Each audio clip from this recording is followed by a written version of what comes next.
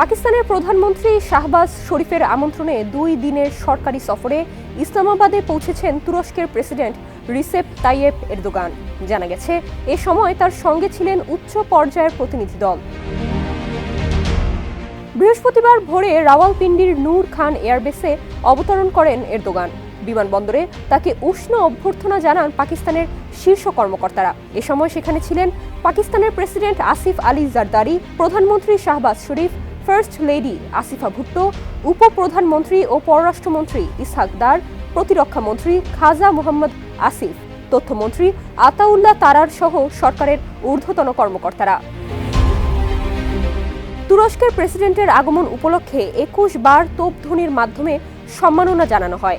এর আগে পাকিস্তানের আকাশসীমায় প্রবেশের সময় তার বিমানকে এসকর্ট করে পাকিস্তান বিমান বাহিনীর জেট ফাইটার। প্রেসিডেন্ট এরদোগানের সঙ্গে তার স্ত্রী, তুরস্কের ফার্স্ট লেডি এমিনে এরদোগান সহ উচ্চ পর্যায়ের একটি প্রতিনিধি দল সফর সঙ্গী হিসেবে রয়েছেন। 2 দিনের সফরে প্রেসিডেন্ট এরদোগান ও প্রধানমন্ত্রী শাহবাজ শরীফ দ্বিপাক্ষিক সম্পর্ক ও অর্থনৈতিক সহযোগিতা জোরদারে উচ্চ পর্যায়ের বৈঠকে অংশ নেবেন। সফরের মূল অংশ হিসেবে পাকিস্তান তুরস্ক উচ্চ পর্যায়ের কৌশলগত সহযোগিতা পরিষদের 7ম বৈঠকে সহ সভাপতিত্ব করবেন প্রেসিডেন্ট এরদোগান ও প্রধানমন্ত্রী শাহবাজ। এই বৈঠকের পর একটি যৌথ ঘোষণা দেওয়া হবে এবং দ্বিপাক্ষিক সম্পর্কের উন্নয়নে একাধিক গুরুত্বপূর্ণ চুক্তি ও সমঝোতা স্মারক স্বাক্ষরিত হবে। 2 নেতা এক যৌথ সংবাদ সম্মেলনেও বক্তব্য রাখবেন। প্রেসিডেন্ট এরদোগান পৃথকভাবে প্রধানমন্ত্রী শাহবাজ শরীফ ও প্রেসিডেন্ট আসিফ আলী জারদারির সঙ্গে দ্বিপাক্ষিক বৈঠক করবেন।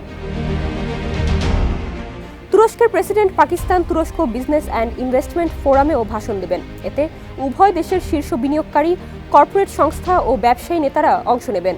শিয়া বাটার ও ভিটামিন ই সমৃদ্ধ Lily glam beauty soap. Lily, always beautiful. HLSCC Pakistan ও তুরস্কের মধ্যে সর্বোচ্চ সিদ্ধান্ত গ্রহণকারী প্ল্যাটফর্ম, যা কৌশলগত দিক নির্দেশনা প্রদান করে এবং যৌথ কমিটিগুলোর কার্যক্রম তদারকি করে। এই পরিষদ বাণিজ্য, বিনিয়োগ, ব্যাংকিং, প্রতিরক্ষা, কৃষি, যোগাযোগ ও প্রযুক্তি সহ বিভিন্ন খাতে পারস্পরিক সহযোগিতা বৃদ্ধির জন্য কাজ করে। ডেস্ক রিপোর্ট, সমকাল।